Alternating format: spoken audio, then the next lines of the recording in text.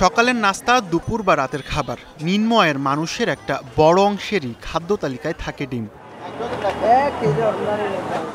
বাজারে এখন সবজি থেকে শুরু করে মাছ, মাংস প্রতিটা পণ্যের দামই ভোক্তাদের ক্রয় ক্ষমতার বাইরে চলে যাচ্ছে, যে কারণে কম আয়ের মানুষ ডিমের দিকে আরো বেশি ঝুঁকছেন। কিন্তু সেখানেও মিলছে না স্বস্তি।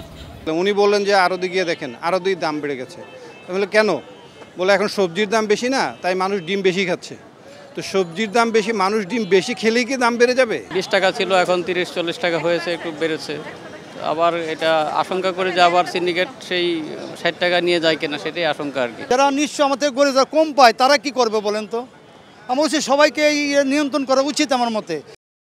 রাজধানীর বাজারে এক সপ্তাহ আগেও যেখানে 1 ডজন লাল ডিম মিলত 130 থেকে 135 টাকায়, তা এখন বিক্রি হচ্ছে 140 থেকে 145 টাকায়। আর সাদা ডিমের দামও বাড়তি, ডজন মিলছে 130 থেকে 135 টাকায়। খুচরা বিক্রেতারা বলছেন হঠাৎ বাজারে ডিমের চাহিদা বেড়েছে এবং পাইকারি বাজারেও দাম কিছুটা বাড়তি। সব মিলে খুচরা বাজারে ডিমের দাম বাড়ছে। সোহাগের দাম 850 টাকা, সেই ডিম মানে 1150 টাকা হয়েছে। তাহলে পার ডিম এমন 3টা 3.5 বেড়ে গেছে। এক সপ্তাহ 10 দিন আগে অনেক কম ছিল, এক সপ্তাহের ব্যবধানে মোটামুটি অনেক বেড়ে গেছে। বৃষ্টির কারণে সব জায়গা থেকে ডিম আসতে পারে না, সব জায়গায় যে বড় ট্রাকগুলো যায়, ট্রাকগুলো সব জায়গায় যাইতে পারে না, যাওয়ার কারণে ডিম কম আসে বাজারে। শাক সবজি মাছ তরকারির দাম বেশি থাকে, তখন ডিমটার একটু চাপ পড়ে বেশি। আর দ্বিতীয় কথা হইলো চাপ পড়লেই তো আমরা ডিমের দামটা একটু বাড়তেই হয়।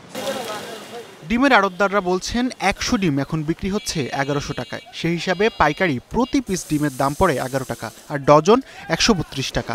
তবে খুচরা বাজারে গিয়ে সেই দাম অনেকটাই বেড়ে যাচ্ছে বলে অভিযোগ তাদের। গতকালকে 10 টাকা 80 পয়সা 90 পয়সা হোলসেল করছি, এই 5-10 পয়সা বেরি করে, কিন্তু এটা খুচরা জায়গায় যা ভেজাল হয়, সবসময় এই ভেজালটা খুচরাতে হয়। যারা খুচরা করে তাদের এখানে যদি আপনারা হিট করতে পারেন বা বিষয়টা উড়িয়ে ধরতে পারেন, তাহলে হয়তো একটু নিয়ন্ত্রণ হবে। খুচরা বাজারটাকে বেশি অস্থিতিশীল করে। ডিমের সরবরাহ ঠিক থাকায় বাজার অস্থিতিশীল হওয়ার কোনো কারণ নেই বলেও জানান আড়তদাররা। হাসিবুল শান্ত, স্টার নিউজ, ঢাকা।